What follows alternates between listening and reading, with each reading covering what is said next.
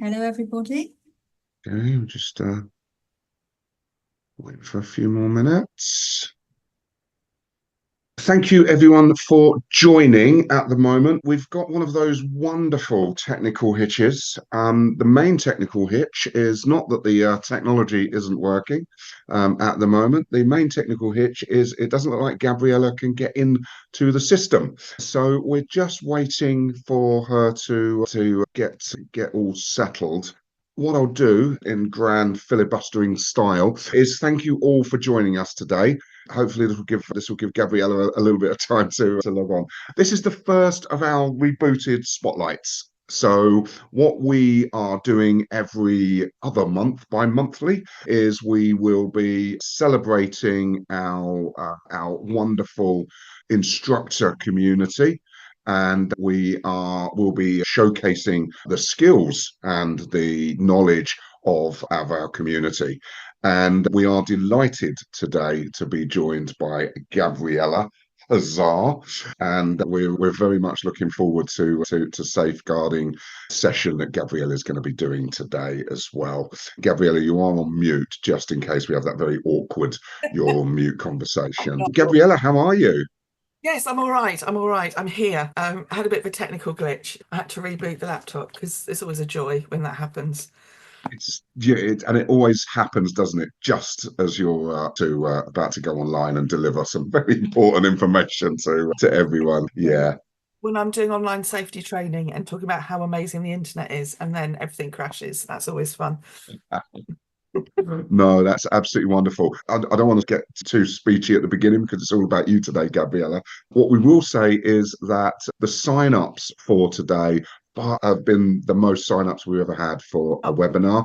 A lot of people, we've got fantastic audience in already for the live session, but we know that there's probably about 10 or 15 people that have also said that they're really looking forward to the recording of this. So anyone who has signed up will get early access to the recording of this as well. I'm not going to say anything, Gabriella. You are incredible. We're so proud to have you as part of this community. I just want to say, really looking forward to the session. And Emma is going to be facilitating and is in charge of all the tech, and Oh dear. we'll be making sure. We'll be making sure you're really comfortable. So I'm going to disappear, but I'll leave you in Emma's capable hands. And Gabriella, um, thank you so much for doing this. thank you ever so much for having me. And no pressure that it's the biggest sign up. um, it's lovely to have everybody here. Really grateful for your time. So today we're thinking about why understanding safeguarding and neurodiversity is important for your business. And also to say that I'm going to be throwing in some stuff around mental health and being as well, because actually the three really tie together. I like people to feel super relaxed, so I'm quite fond of putting a silly picture of myself up.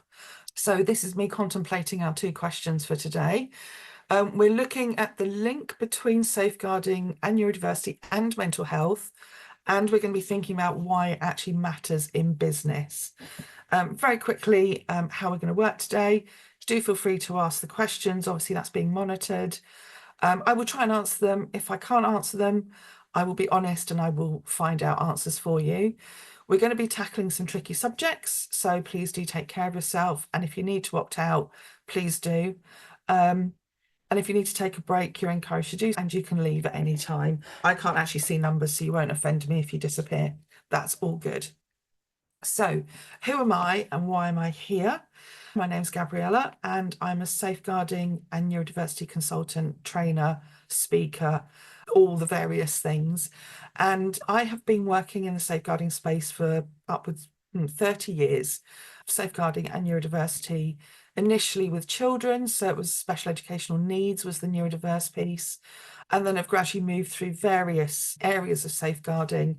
I was working in anti-human trafficking for a number of years, training frontline people, but also working with victims.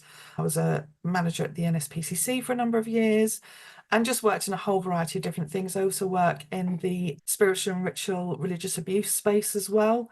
So bringing all of those things together. And I'm neurodivergent myself. I'm autistic ADHD.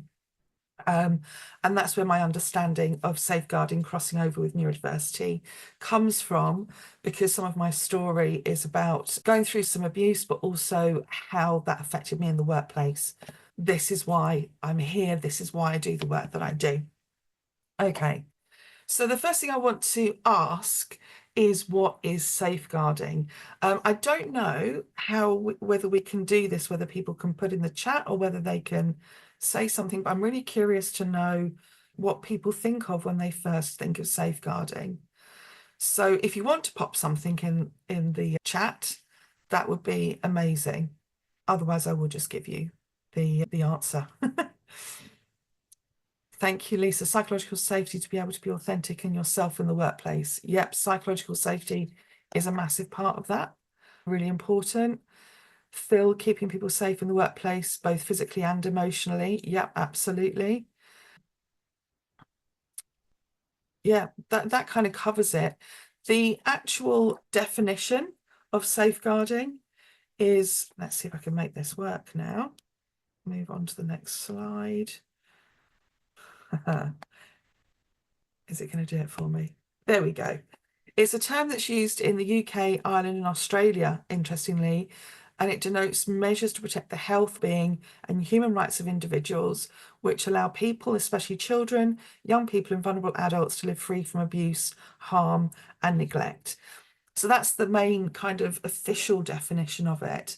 And because there's an emphasis on children, young people, and vulnerable adults, we can sometimes wonder why it matters in the workplace. So why does it matter? Why does it matter in the workplace? The fundamental key thing is that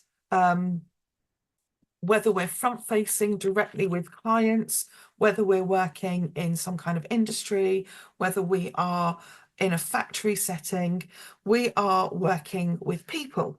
We need to recognize that fact. It's a simple, very easy fact. We need to understand that we have made some great strides about the importance of mental health, and more recently around inclusion, neurodiversity in the workplace.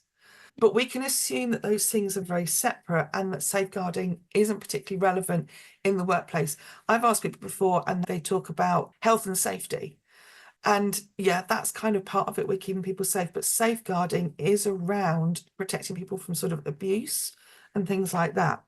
So people can think that mental health, neurodiversity and inclusion, DEI, are very separate, and that safeguarding isn't particularly relevant unless we're working with children or vulnerable adults. But we have seen in the news so much stuff recently, haven't we? We've got the whole Harrods case with Al Fayed and how that systemic abuse has now been brought out into the light. We've seen lots of different things happening in the BBC, and obviously the most recent one is the whole sort of storm that's now building up around Greg Wallace and his behaviour in the workplace.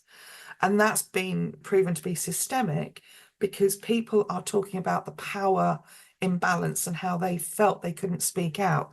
And it's interesting that he's talked about women of a certain age being the ones that have spoken out, because with power balance and power imbalance, when a young woman is in their 20s, lower down the pecking order, they may well have felt like they couldn't speak out at the time. Whereas as we get older, and I am a woman of a certain age, I'm finding my voice because actually I'm higher up in the pecking order.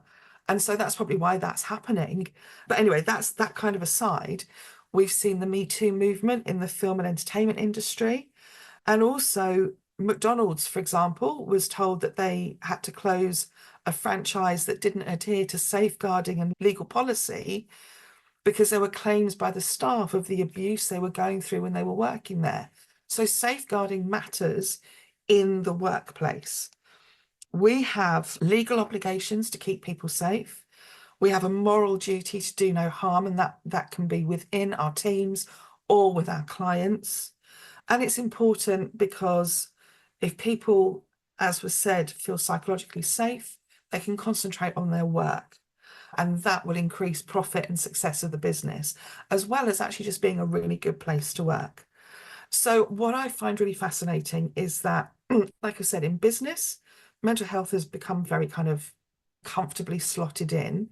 Neurodiversity is becoming a much, much bigger topic. We've really seen an explosion of it this year. Safeguarding is the poor partner in it.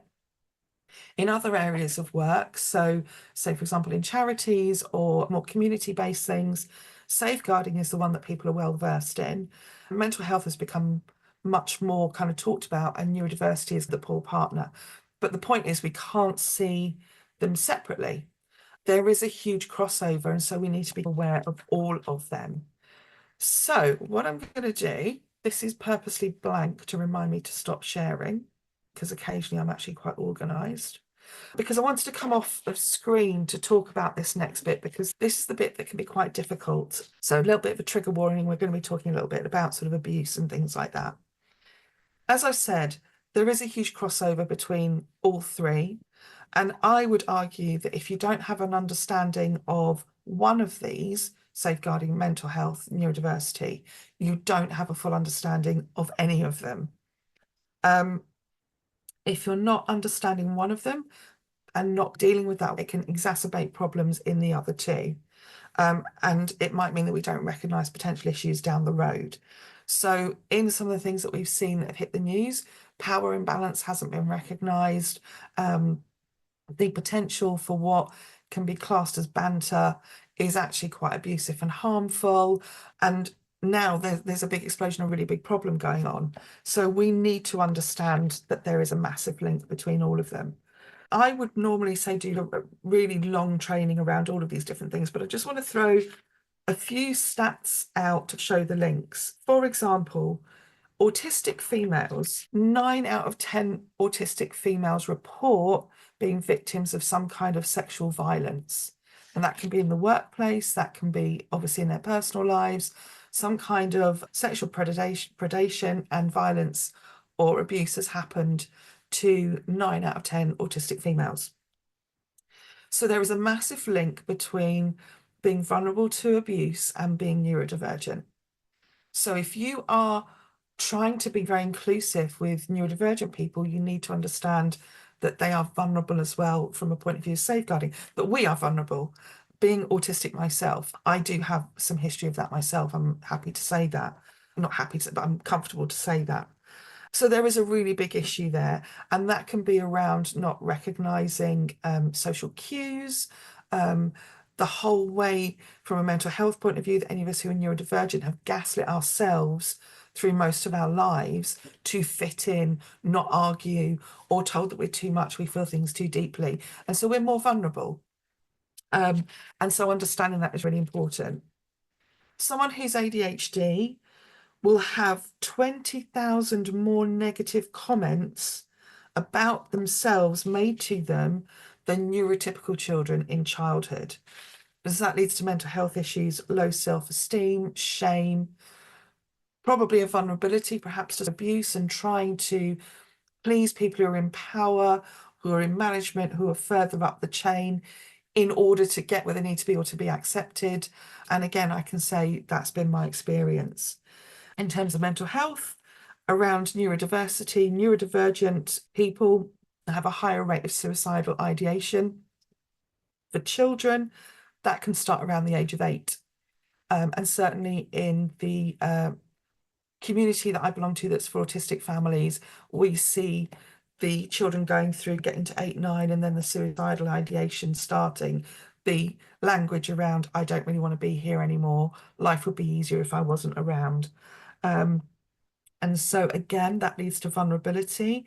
That can lead to perhaps in the workplace, accepting abusive structures because perhaps there's some praise happening, like you're more welcome, or perhaps you get more of a promotion, or you're respected more if you allow your boss to be intimidating, or you fall into those patterns, or you don't speak out if something abusive is happening, if there's a safeguarding issue.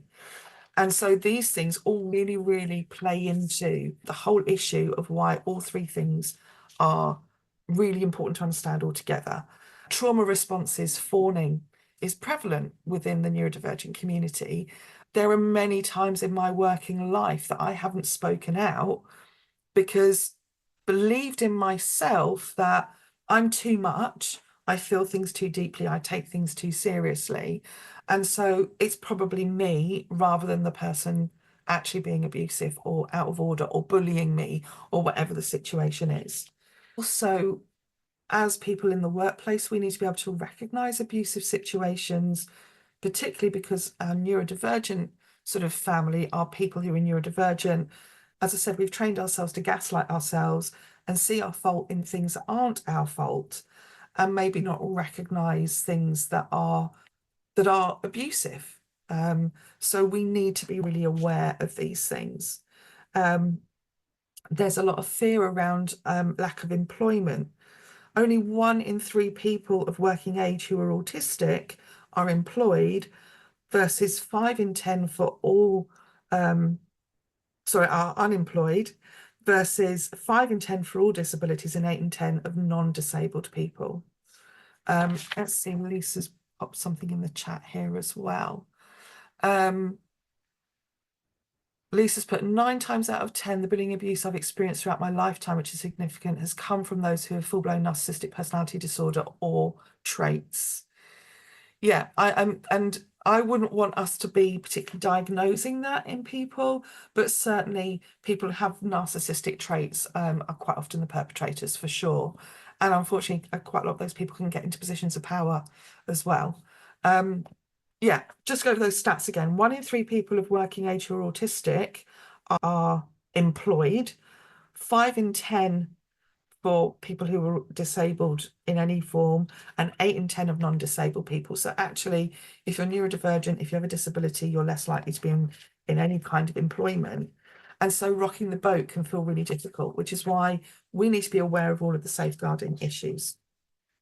Okay, I'm going to go back to screen sharing and hope that this works again. So that should be that one. Share. Because I want us to move very quickly through to some answers. Let's see. People can now see my screen. Here we go. Here is my kind of version of the link between the three and what kind of skills we need to understand and work with them. So mental health wellbeing and neurodiversity requires a lot of understanding. Mental health wellbeing and safeguarding, there needs to be a nurturing space in the workplace that feels safe to speak out, to address these issues, to ask for help.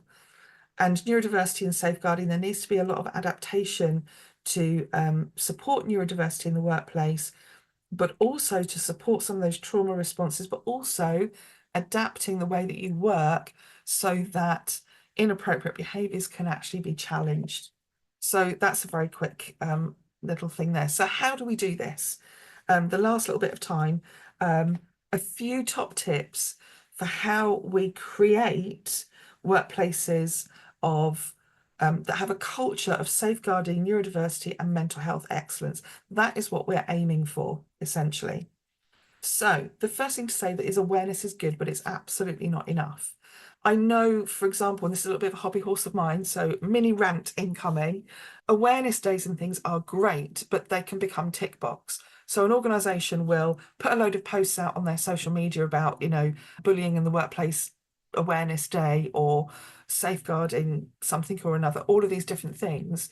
And it looks lovely. And they've made the post, oh, we've done our bit. We're showing that we have really good awareness. So we've ticked that box. We can know things and do absolutely nothing about them. So awareness is good, but it's absolutely not enough to create workplace cultures of excellence in these areas. We need to be proactive about training and learning and implementation for everyone. So we need to be looking for opportunities like these free webinars that Thrive put on. We need to be looking for training. We need to be constantly learning and keeping our eye on how things move. Again, we can attend a webinar, we can attend a day of training and walk away and go, oh, I know all about that now. But if you're not implementing it in your workplace, it makes no difference. And that needs to be for everyone. So for example, the Thrive training has the 1 hour aware webinar for everybody, the champion training, and then the managers training. So it's top down, bottom up. That needs to be the same for safeguarding. It needs to be the same for mental health. There needs to be everybody on the same page.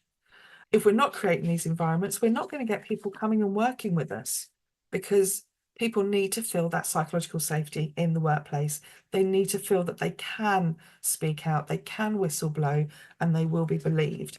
And by having an organisation that is fully versed in all of these things, we can get to that place of excellence.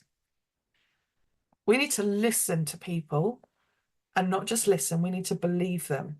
So when somebody says this feels like an unsafe environment, when somebody says this thing has happened and this is what they said and this is what they did, we need to believe them. When somebody explains that because of their neurodivergence, they need this adaptation, we need to believe them and work with them the best that we can. Having an open ear and a mind that will listen and believe is really important for people to be safe.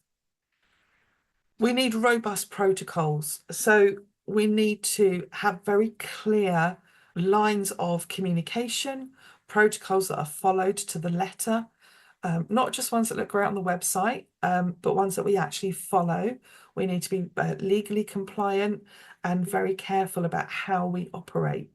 It's very clear on some of the things that we're seeing in the news at the moment that people tried to speak out at the time. That was brushed aside. There were promises made of we're going to learn our lessons, but things never actually changed. And we need to follow through and be very clear about our protocols and follow them.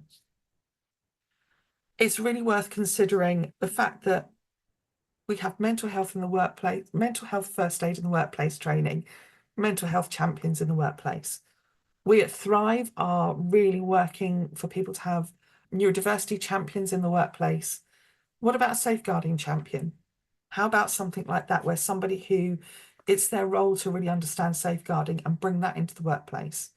Nobody's saying that any of these people have to be fully responsible, but having those people in place is really helpful. For example, when I did my first aid mental health qualification, one of the big things was I wasn't responsible for the mental health of people, but I was a touch point where I could pass people on to the right place. So if you have a safeguarding person, they would know who the appropriate people are to forward people onto, to signpost people. When do we need to get local authority involved? Who can I ask who's a safeguarding professional? So actually having that role could be a really excellent way of doing things. A question to ask ourselves in the workplace: is everyone challengeable?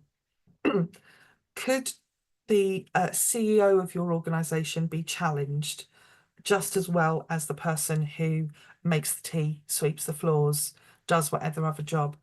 Is everybody challengeable in your workplace, in your team, when it comes to questions of safeguarding, of behaviour, of inappropriate behaviour, of power imbalance? That's a really important question. And if the answer is no, then the workplace you're in isn't safe. I remember working for one organisation. I used to work on this big family festival. We had about 10,000 people came camping, and we had all these events and stuff. And I was on the core team for the kid. It was the kids' work, but one of the overall UK known top leaders came into the kids' area, and all of our team challenged them. They didn't recognise them. And far from being offended, he was really glad that as he was walking into the children's space where only leaders of the kids should be, people going, who are you and what are you doing here and what's your name and can I see your ID? That's good leadership. That's what we need in all of our workspaces. And finally, we need to value everybody. If every single person is recognised as valuable, important, and what they bring to the table is recognised, then we will want everybody to be safe. And that's really important in any workplace, to allow safeguarding, neurodiversity, inclusion, mental health and being to flourish, but also for people to flourish, and then the workplace to be a place of excellence that has a great culture and is profitable, because at the end of the day, we're in business to make money. Okay. If you want to find out more about Thrive, do obviously reach out. These are my pieces of information. If you want to get in touch with me to ask anything around safeguarding, I'll leave it up there for a couple of seconds. And I'm really happy to take some questions. So I'm going to stop screen sharing, see how much time we have got left. I think I've done quite well for time, actually.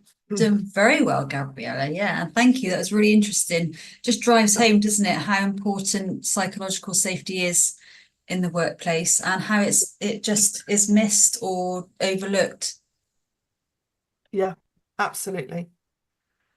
So have you had questions come through? No, so we don't have any questions yet in the chat. If anybody has anything, feel free to drop it in the chat, or if you want Gabriella to elaborate on anything that she's already spoken about as well, then just type it in. Like I say, that's obviously very whistle stop. Yeah. Because it's the principles, and there's a lot of work that can be done. There's a lot of different training that can be done. I think also being safeguarding aware in the workplace can be really important because, as I said at the beginning, we're working with people, and we will have people who are coming to work with a safeguarding issue outside of work, for example. There may be domestic abuse involved, they may have gone through something. And if you have got understanding about safeguarding, you can signpost those people, you can react appropriately and with kindness, and not feel afraid of what somebody might bring into work that they might need some support with. Yeah, I just think understanding these things are super important. Yeah.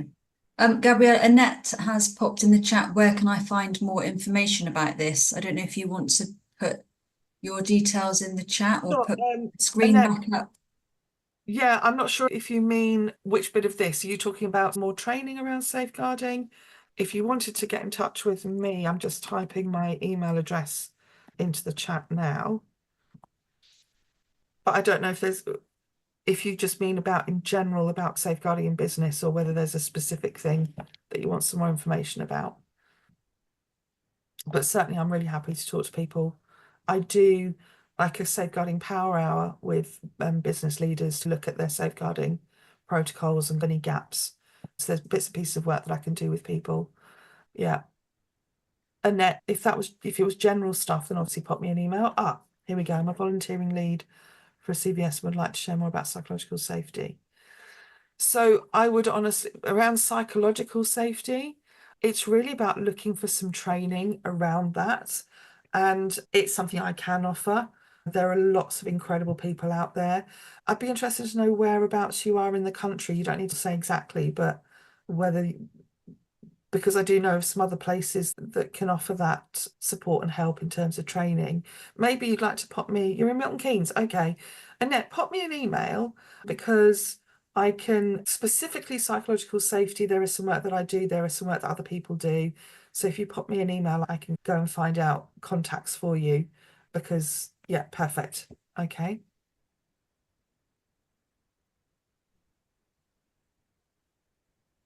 And like I say, other people are welcome to get in touch with any questions they might have. Are there any other questions? David had a very complicated last job. I'm bipolar, OCD and ADHD. It was stressful hiding it. I became a very good actor. Masking. Oh my gosh. I decided to consult with my senior peers. Everything changed. I found myself being stared at, talked over in meetings. Yeah, and this was in one of my jobs. Let me start that sentence again. I figured out my neurodiversity over the last 8 or 9 years. And initially I kept it very much to myself and just talked to very few people. In my job that I was in, eventually I started speaking out, and I had pretty much the same thing. I actually got bullied out of the job. A new manager came in who had been one of my peers and then became my manager.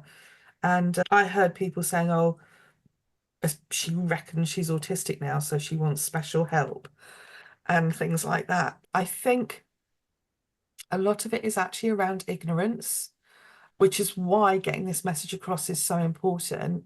And this is why top down and bottom up training is really important, because if everybody understood, then these kind of things hopefully would happen far less. And if they did, you would have allies who would step in and say something.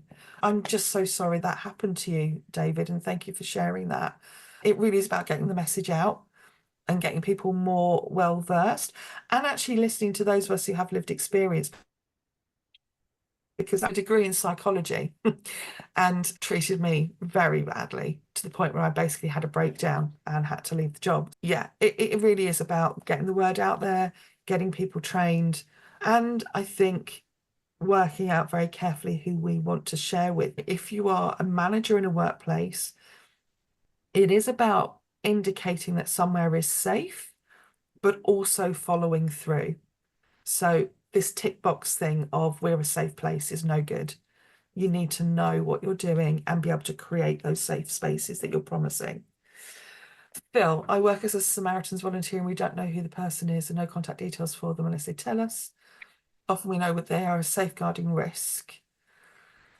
Yeah, that is a very tricky thing to do with the Samaritans, and I would hope that you are getting safeguarding training and support around that. I can only say that is a very difficult situation to be in, and I know that Samaritans do everything they can to encourage people. I've used the Samaritans myself in the dim and distant past, and I just have to say you guys do an incredible job of holding that space. But yeah, it is very, very frustrating that all you can do is signpost. But also we have to remember that as adults, whatever state we're in, every adult is responsible for taking those steps. Hopefully the fact they've taken that step means that they are at less risk because they are reaching out. And yeah, wish we could change workplace attitudes. We are getting there slowly. There's been such a change in what's being spoken about. This year has been quite explosive in terms of neurodiversity being spoken about a lot more. And we are, like I say, slowly but very gradually, but definitely managing to change the workplace attitudes in the workplace and in the general public as well. It's a lot more people coming out as neurodivergent who are famous, all those different things. Yeah, so we're getting there, and new people being on this call, people speaking out, sharing their stories is really important. Do we have any other questions? I can't see anything else coming in, so No. you've either all left in total despair, or I've covered it. Or I I've think probably more the latter, Gabriella. So if there are no more questions, we'll just sign off here by saying a huge thank you to Gabriella. It's really interesting. And yeah, get in contact with Gabriella if you have any more questions or want to know more. Okay. I think the first of our Spotlight series went very well. Thank you. Thank you very much. Thank you everyone for being here, giving their time. And our second one will be in January, where Jude will be talking us through her own journey of how Walk and Talk for Mental Health was born.